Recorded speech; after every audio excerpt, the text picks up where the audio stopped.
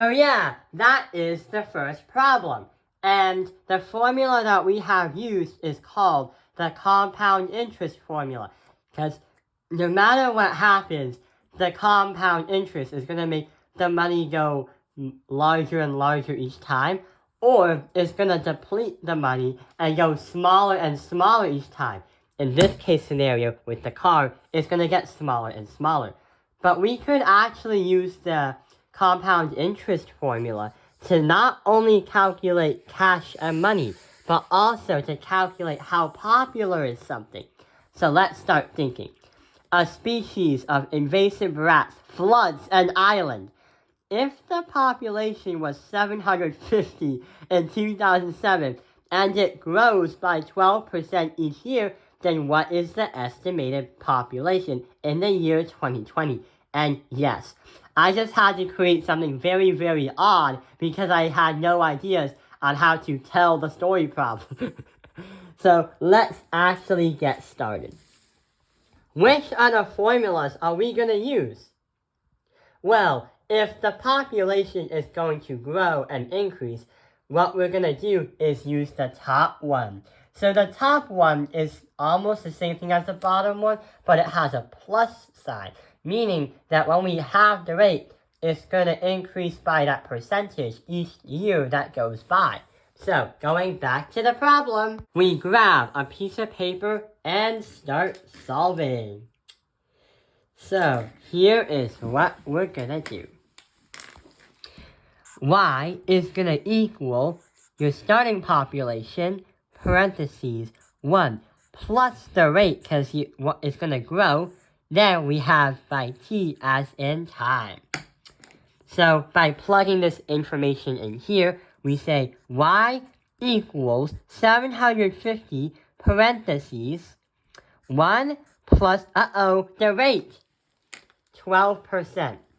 That is going to be transformed into 0.12. Actually, it's 1, 2. Parentheses, t. But wait, what is the time? It doesn't give us a time, but we can calculate. So the difference between 2007 and the difference between 2020 is going to be 13 years. So we're going to put 13 in for time. So we have the principal, we have the rate, and also we have the time.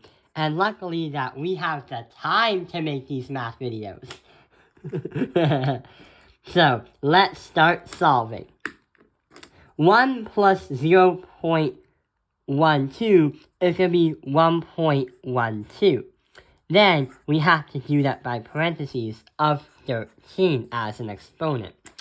But we don't really have any clue how to do that mentally. So we are going to do 1.12 to the power of 13.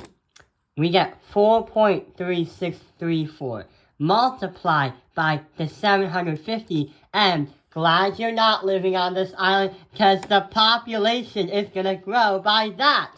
Well, the total population. So in the year 2020, the rat population is going to be 3,272 we can't do points because it's not like we cut a rat in half. I'm just going to round to the nearest one. So it's supposed to be 3,272.61, but since you can't slice a rat in half, I'm just going to round it to 3,773 rats. At least you're not cannibals, and at least you're not living on it, because I don't think it's a good idea to be near any dirty infected rats. So yeah, that is how we can use these compound interest formulas. Not only we use them for money, but we also use them to predict a quantity of something by percentage each year, or as time goes on. I hope this video has helped you understand how over time things just compound. But wait, one more thing. Something really, really cool happened over the weekend. What I did is I applied to Harvard University and got this rejection letter. Yeah, I actually did apply to Harvard. And this actually came on my Gmail, but then I printed it out. April Fools! I never actually applied to Harvard. This is just a Harvard rejection template that I've downloaded, and I put my name into it and showed some of my teachers at school, and they literally thought I applied to Harvard. April Fools! Tell me what your April Fool's joke was in the comments below.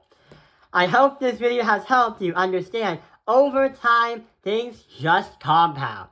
Thank you for watching Tao Ping Life's Math Industry. Like and subscribe!